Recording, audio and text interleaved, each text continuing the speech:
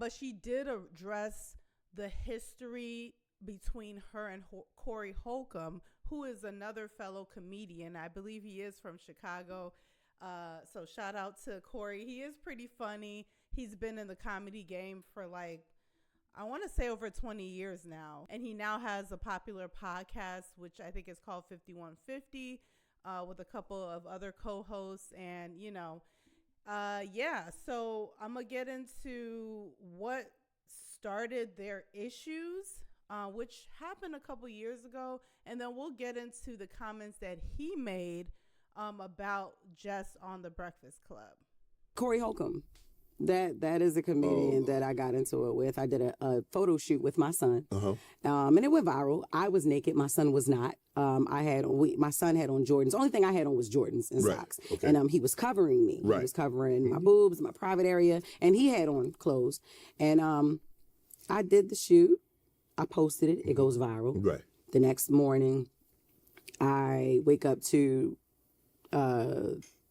Corey Holcomb calling me a whore and, a black whore, and saying that my son would be gay. And this is why a lot of our young black men are gay, because of black whores like Jess Hilarious. Okay, so what she's talking about is several years ago when her first son, Ashton, was much younger. I want to say he was probably like 3 or 4 years old at the time. She did a photo shoot with him. These photos did go super viral. I remember when it came out, and basically she's, sitting on the ground, photo shoot environment, white backdrop.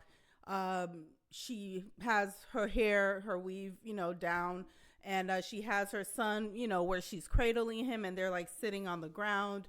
And looking at the photo, it's kind of hard to tell, if she has on clothes at all, or if he has on clothes. From the angles of the photos, it does look like they're both naked. This did spark a lot of negative backlash. A lot of people did not like the concept of the photos. They thought it was weird. They thought it was inappropriate. They just thought it, as a mom and a young child, it was just an odd look. You know what I mean? It's not something that's typical to see. So a lot of people were not feeling it. They thought it was weird, and Corey Holcomb was one of those people.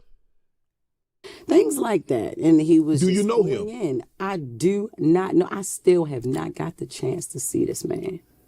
That was the reason why I went to Wild 'N Out, to see this man. And you didn't, and he wasn't there that day? No, I made the show, but I'm like, thank you, Nick, but where's Corey? He's like, no, he ain't here. So why you? Because you know why I'm coming up here, Nick. Because that's why you reached out to me, because I flamed him. I was roasting him back to back 3 days straight. And that's why you reached out, Nick. You knew I wanted to see him. Oh, boy. So her main reason for wanting to go on Wild 'N Out was to catch Corey Holcomb outside and on set. Okay? That was the only reason she came up to that show. And Nick knew what he was doing. He probably knew Corey had a conflict and wasn't going to be scheduled for that episode. Maybe he told him. Maybe he gave him a heads up like, hey, I've been talking to Jess and she's down to do the show. And he's like, I'm out, which is pretty interesting because he be talking a lot. He does a lot of chomping, online. So I wonder if it was something where Nick gave him the heads up and gave him the chance to decide, does he want to stay? Does he want to show up for the episode? Does he not? Or if it was something where coincidentally he just was not available to do the show. Either way, Jess was like, dang it. I was about to light his ass up at that show. And they still have not seen each other to this day. That's crazy. He said, no, but you got on the show. Thank you. You let it go now? Hell no, I ain't let it go. No, I didn't let it go. I mean, it wasn't even so much about him talking about me. You don't say that kind of thing about somebody's child. Mm-hmm. You know what I mean? You just don't say stuff like that, But then I realized he don't have a relationship with his mother. Mm-hmm. You know what I mean? He doesn't have a relationship with his kids. He told one of his kids, F them, he'll make another one. So it's, and he... the way he talks about his family, you know, so I'm like, he has other issues, obviously, you know, very dirty person. Right. Yeah. So let's go into what I would say kind of kicked off her frustrations and that live that she did where she was, you know, very upset and very fed up with the Breakfast Club. I think this is the straw that broke the camel's back. This is Corey Holcomb on his podcast where he was spilling some tea about what was going down at the Breakfast Club earlier this year. Well, this is what happened at the Breakfast Club. She took that job. She got that job because I think she had a social media presence. I can't imagine why else. Yeah, that's why. Yeah. So she got that job. And I always said she wasn't talented. She got the job and got knocked up shortly afterwards. And the worst thing in the world happened. They brought in somebody who was talented. Who they bring in? Homegirl from she used to be on TMZ. Yeah. Oh. She has experience with doing that. When she talks, her voice, I don't know her name. Yeah. The girl who is Lauren. That girl know what she doing. Okay, so he said two things. He said, on one hand, Jess Hilarious is not talented. On the other hand, he said that Lauren LaRosa is talented and is very skilled and she knows what she's doing. I disagree with him saying that Jess Hilarious is not talented. I feel like he's being personal because they don't like each other. They have had beef for like over a decade now. Like I said, starting from the photo that she took with her son and all the things that he said, and then she roasted him back to back to back after that. And they've just been going back and forth ever since then. So it's very obvious that he is trying to make a claim that she's not talented as if that's a fact.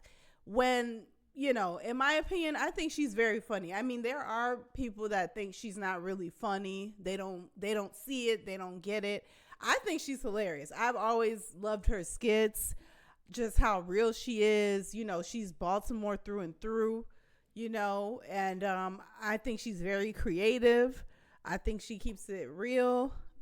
She says things that sometimes pushes the boundaries or gets her in trouble. But overall, as a comedian, that's going to come with the territory. If you are a comedian that's really willing to take risks, you might get yourself in trouble. Your mouth might get you in trouble from time to time. But I think she's very talented, and that's the reason why she has been able to parlay her way through the industry and moving up and moving around and doing different gigs. If she wasn't talented, she would be washed up by now. She wouldn't have gotten Wild 'N Out. She wouldn't have, you know, gotten a podcast deal with Charlamagne's Black Effects Network. She wouldn't have gotten the job at the Breakfast Club. They are good friends, and they have been good friends over the years. So there is this narrative that, well, you know why she got the job. He put her in that position, and that was that. But I do think she is talented nonetheless. I also agree that Lauren is good as well. I haven't been watching The Breakfast Club for a long time now. I just kind of phased out of it. I used to always watch the interviews. I don't anymore. The show is not the same as it was before. But from the little clips that I've heard from Lauren LaRosa and the little bit that I've heard since she's been filling in on the show, oh yeah, she definitely brings a different cachet for sure. She is eloquent. She is intelligent. She comes with the facts. She gets in depth with her research. She speaks clearly and concisely. She elevates the show as far as the information and the credibility of the stories that are being reported on. And I think that is something that Angela Yee always did. And, you know, I think Lauren is doing a great job, and she does have a background coming from TMZ. And I can't imagine the craziness that TMZ can bring as far as working there. The woman is well trained, well seasoned. This is nothing new to her, being in media and stuff like that, and just knowing some jobs and what it requires and the turnaround time for TMZ stories. Like, they're putting out stories constantly 24/7. Like, there's no break. So to be working in that, like, this is probably like light work for her, to be honest. Work coming from TMZ and going to a 2 or 3 hour radio show. Like, no wonder she's killing it, right? Because she has literally been seasoned from TMZ. So she has that experience, and it's ingrained in her. So yeah, let's get back to it. She knows how to fit in with Charlamagne and the other guy, DJ Envy. It's like it's seamless when she there. Right. It's the talent. The talent shows out, and then Les and Larry's ain't even reading right. So that video is what sent